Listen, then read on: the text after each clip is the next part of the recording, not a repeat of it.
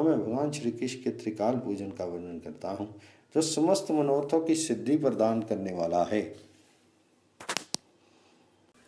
प्रातःकालीन ध्यान में इस प्रकार करना चाहिए कि एक सुंदर उद्यान से गिरी हुई स्वर्णमयी भूमि पर रत्न में मंडप बना हुआ है। वहां शोभायमान कल्प वृक्ष के नीचे स्थित रत्न निर्मित कमल युक्त पीठ पर एक सुंदर शिशु विराजमान है, जिनकी अंग कांति इंद्रनील मणि के समान श्याम है। उनके काले काले केश चिकने और घुंघराले हैं। उनके मनोहर कपोल हिलते हुए स्वर्ण में कुंडलों से अत्यंत सुंदर लगते हैं। उनकी नासिका बड़ी सुघड़ है। उस सुंदर बालक के मुखार विंद पर मंद मुस्कान की अद्भुत छटा छा रही है।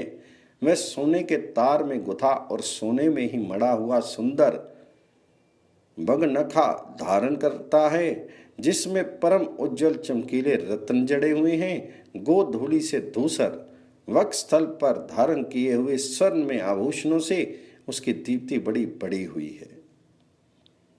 उसका एक एक अंग अत्यंत पुष्ट है। उसकी दोनों पिंडलियों का अंतिम भाग अत्यंत मनोहर है।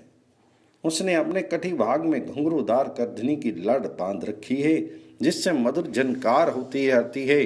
खिले हुए बंधुजी दोपहरिया के फूल की अरुण प्रभा से युक्त करार विंद और चरनार विंद की उदार कांति से शोभित वह शिशु मंद मंद हंस रहा है। उसने दाहिने हाथ में खीर और बाएं हाथ में तुरंत का निकाला हुआ माखन ले रखा है। ग्वालों, गोप सुंदरियों और गौओं की मंडली में स्थित होकर वह बड़ी शोभा पा रहा है। इंद्र आदि देवता उनके चरणों की सम आराधना करते हैं। वह पृथ्वी के भारभूत दैत्य समुदाय पूतना आदि का संहार करने में लगा है।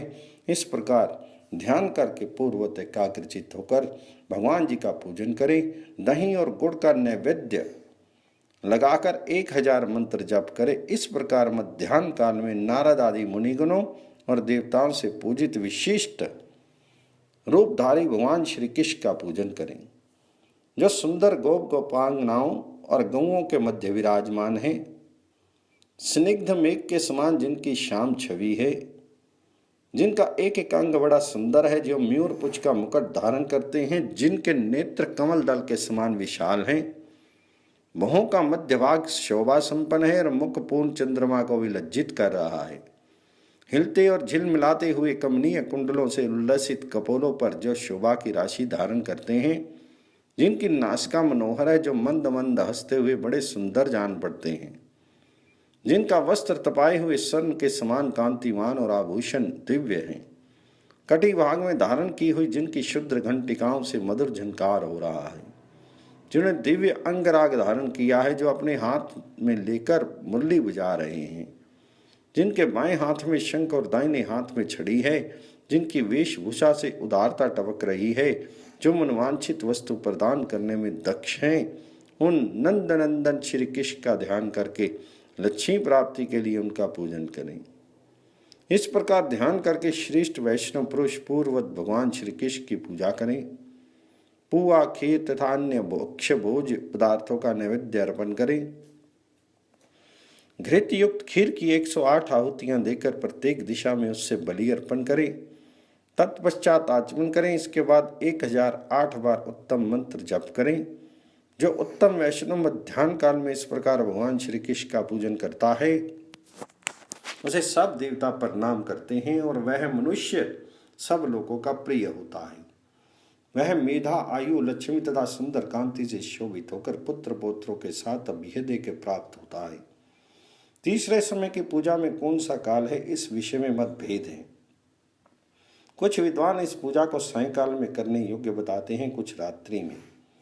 दशाक्षर मंत्र से पूजा करनी हो तो रात में करें, अष्टाक्षर मंत्र से पूजा करनी हो तो सायंकाल में करें।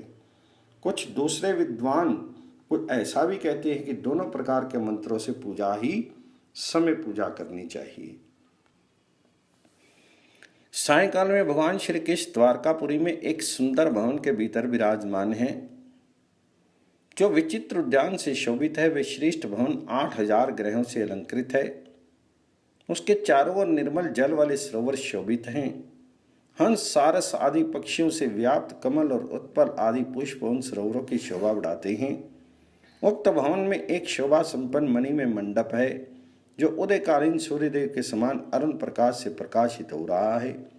उस मंडप के भीतर स्वर्ण में कमल की आकृति का सुंदर सिंहासन है, जिस पर त्रिभुवन मोहन श्री कृष्ण बैठे हैं। उनमें आत्म तत्व का निर्णय कराने के लिए मुनियों के समुदाय ने उन्हें सब ओर से घेर रखा है। भगवान श्याम सुंदर उन मुनियों अपने अविनाशी परम धाम को उपदेश दे रहे हैं। उनकी अंग कांति विकसित नील कमल के समान श्याम है।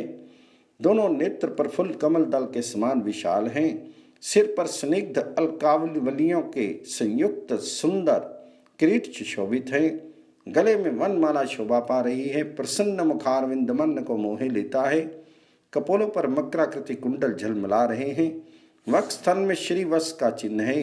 वही कौसुम मणि अपनी प्रभा बिखेर रही है।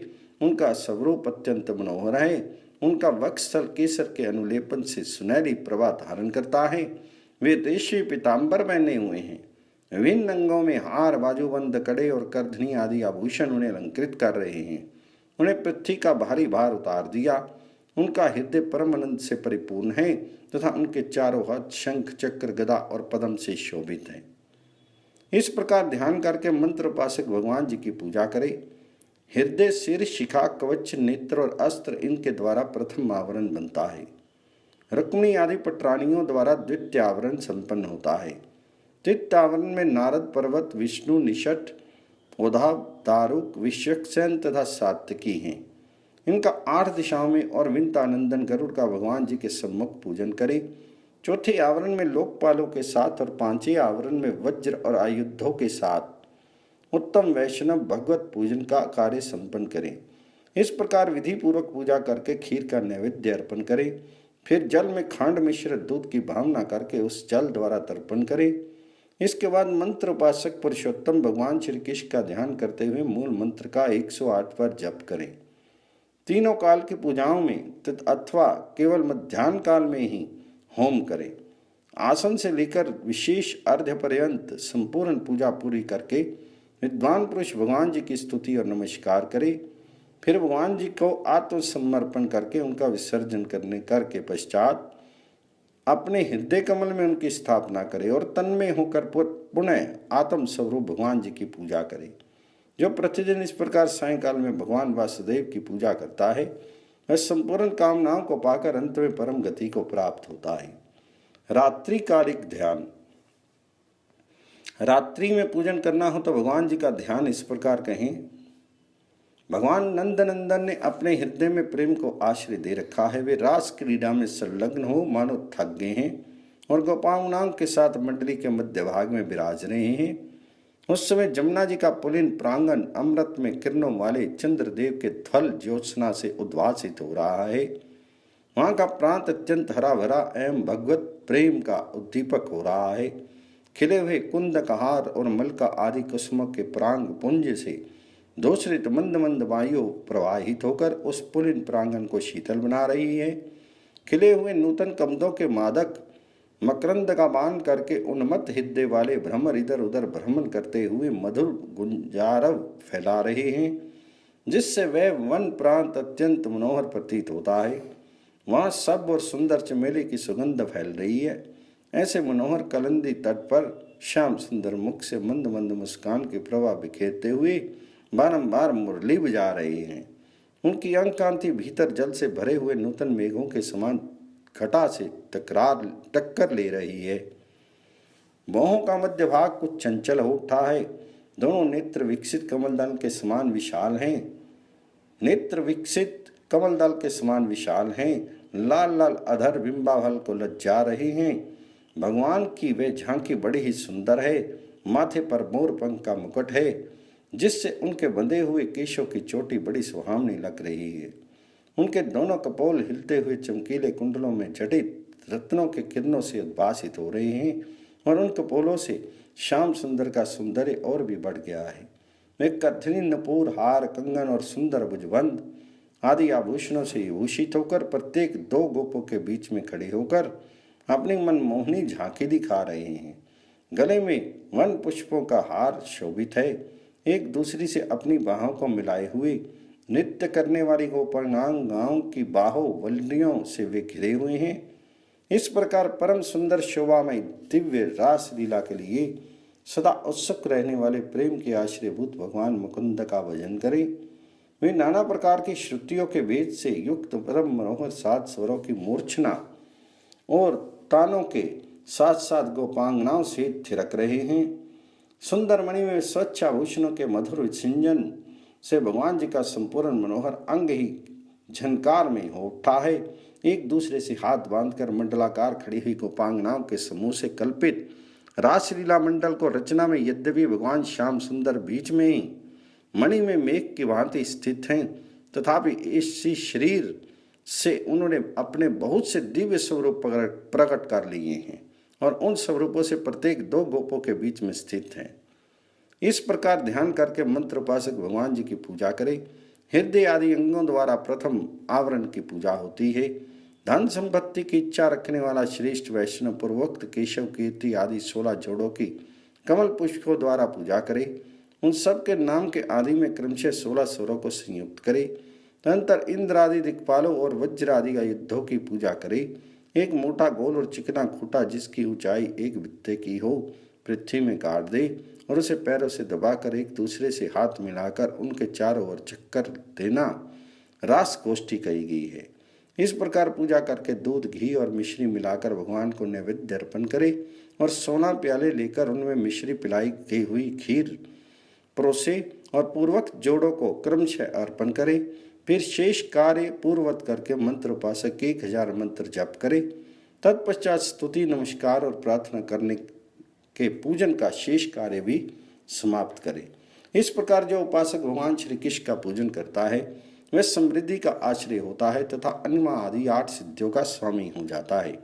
इसमें संशय नहीं है। इस लोक में विविध भोगों का उपभोग करके अंत में भगवान विष्णु के धाम में जाता है। इस तरह पूजा आदि के द्वारा मंत्र के सिद्ध हो जाने पर अभीष्ट मनोरथों की सिद्धि होती है। अथवा विद्वान पुरुष 28 बार मंत्र जप कर तीनों समय भगवान जी की पूजा करे। उस काल से कथित परिवारों आवरण देवताओं का भी तर्पण करे। प्रातःकाल गुड़ मिश्रित दही से, मध्यान्ह काल में मक्खन युक्त दूध से और सायंकाल में मिश्री मिलाए हुए दूध से विशिष्ट वैष्णव तर्पण करे। मंत्र के अंत में तर्पणीय देवताओं के नाम में द्वितीय भक्ति तो जोड़कर अंत में तर्पयामि पद का प्रयोग करे। तत्पश्चात शेष पूजा पूरी करे। भगवत पश्चात रूप जल से अपने आप को सींचकर उस जल को पिए। उससे तृप्त होकर देवता का विसर्जन करके तन में होकर मंत्र जप करे।